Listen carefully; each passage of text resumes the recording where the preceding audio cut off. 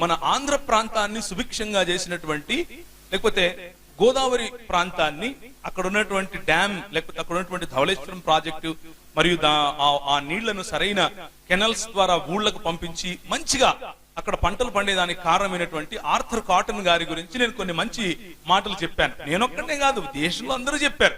అందుకు దేశంలో చెప్పిన మిగిలిన పండితులు, మిగిలిన పూజారులు మాత్రం గొప్పోళ్ళు. నేను క్రైస్తవుణ్ణి కాబట్టి నేను ఎవరిని పొగిడాను? ఆర్థర్ కాటన్ గారిని పొగిడాను. కాబట్టి సడన్ గా నేను ఏమైపోయాను? దేశద్రోహిని అయిపోయాను. ఎందుకు? వీడు తెల్లోళ్ళ తొత్తు, వీడు తెల్లోళ్ళ తొత్తు. ఇప్పుడు గమనించండి, ఈ దేశంలో ఉన్నటువంటి మైండ్ వాషింగ్ మెంటాలిటీ ఎలా ఉంటుందో గమనించండి. ఏంటి ఈ ఫాసిస్ట్ టెక్నాలజీ అంటే, ఈ దేశంలో మంచంతా కూడా మన దగ్గర నుంచి ఉంటుంది, మంచి ఎంతైనా సరే బయట నుంచి వస్తే అది మాత్రం చెడే అన్నటువంటి మెంటాలిటీ.